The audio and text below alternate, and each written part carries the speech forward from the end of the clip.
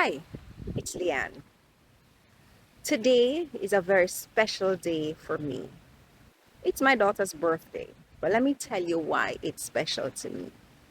You see, a couple years ago, I was told by a doctor that I will never be able to conceive because I was struggling with endometriosis. For those who don't know, it's one of those illness that typically renders you unable to conceive. And that was part of the saddest time in my life. I was happily married, but that one thing that would have made me feel like totally complete was not there. I had my faith, I had my husband, and life was good. But just that one piece of to complete the circle was not in my, as a doctor said though, it was not in my lineup. So I struggled to stay happy because I know that at the time, Merrick was trying his best to ensure that, he gave me everything that a wife could want. But just that little piece was missing. And the sadness, um, sometimes we put on a facade to say that we're okay and that life is good and we're happy. But for me, I was just yearning to become a mom. So when the doctor told me that it was impossible, I felt like he had ripped out a piece of my heart. I felt like, I don't know, it's a feeling that I can't describe, but it was not a good feeling. And the pain that came with it, I decided that, listen, I'm gonna take out this girly thing because it don't make no sense I have it if I can't do what it's supposed to do, right?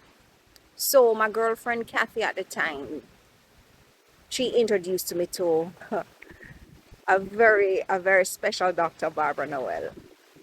And she looked at me and she says, when I came in there to tell her that this is what I wanted to do, she looked at me and she said to me, on your form you said that you're a Christian. Where's your faith?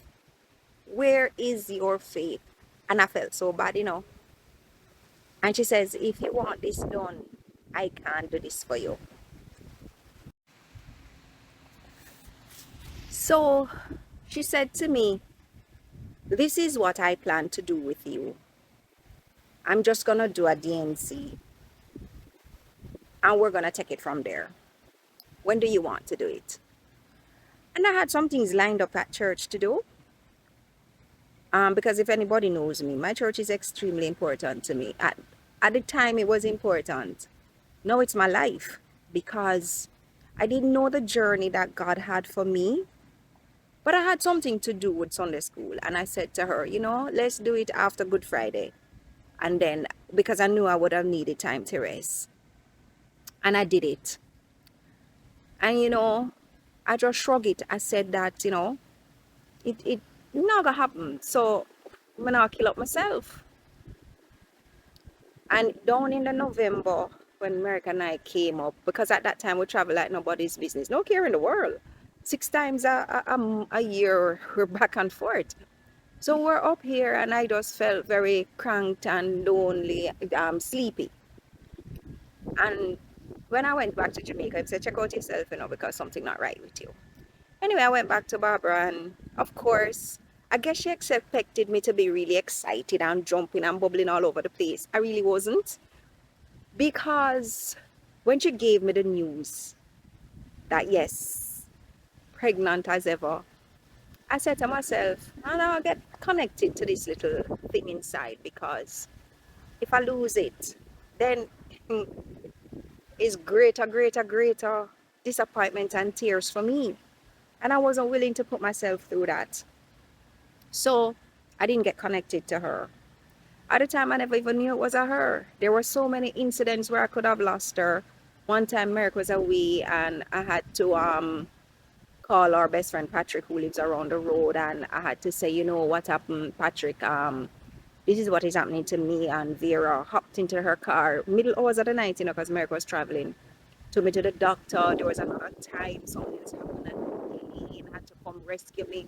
So there were just so many things that was happening that I just said to myself, this child not coming. So, and I remember my brother called me one day, senior, and he says, well, I mean, I know how you get this, you get pregnant, or whatever you do. You see, if you want a miserable child, you can stay home and make up your face and carry on like what you're doing now. But if you want a happy child and an intelligent child, you better read and you better laugh like there's no tomorrow.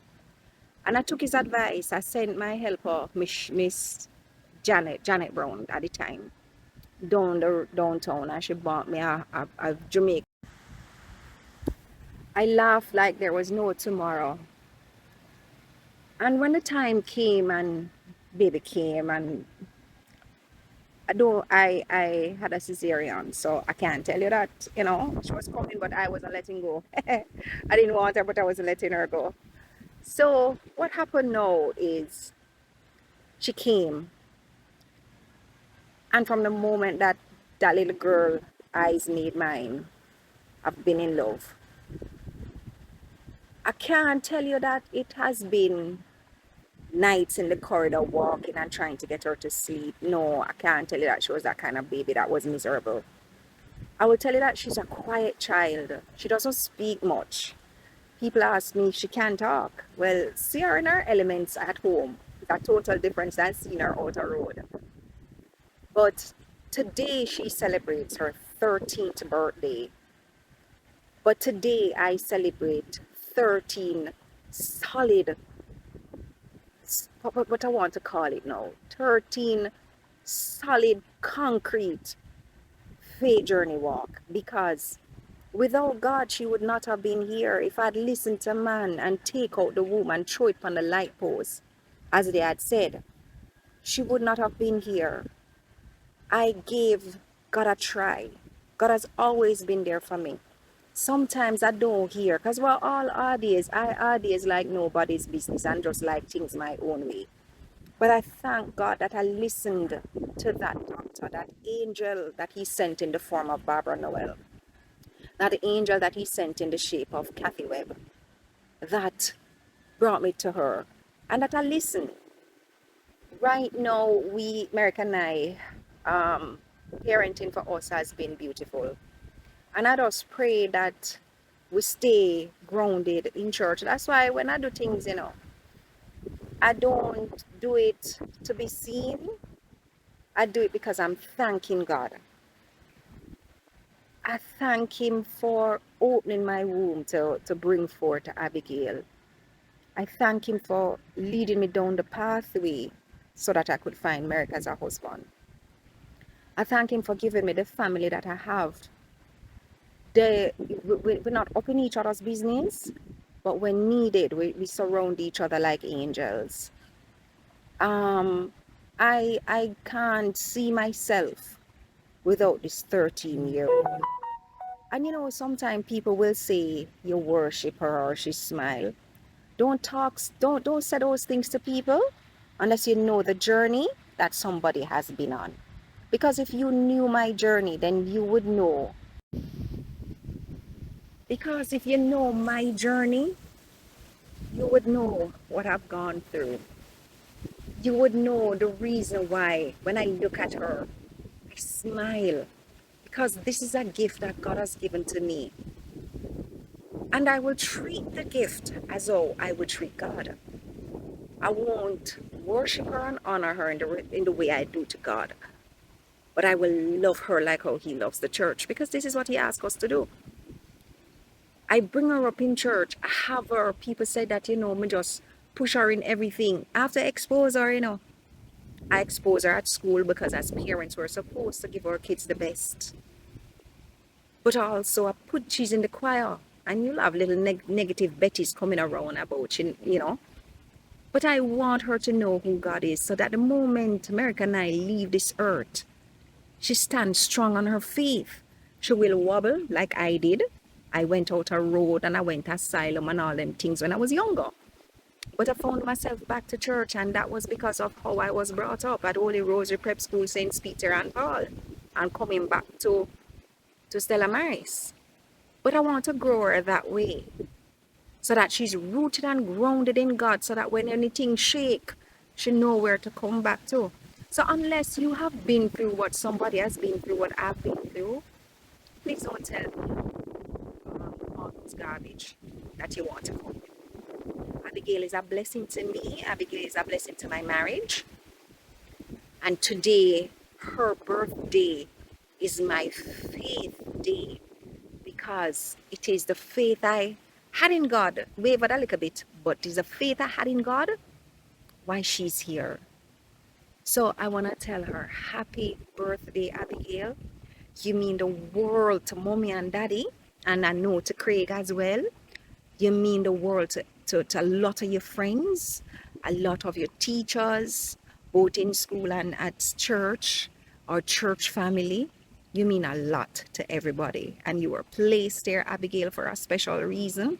You just have to listen to what God is calling you to do. And know that you have parents and loved ones that will always be here for you. So happy birthday to my daughter, Abigail. But more so, happy Faith Day, Leanne, because through God, all things are possible. I will see you when I see you. Have a great Sunday.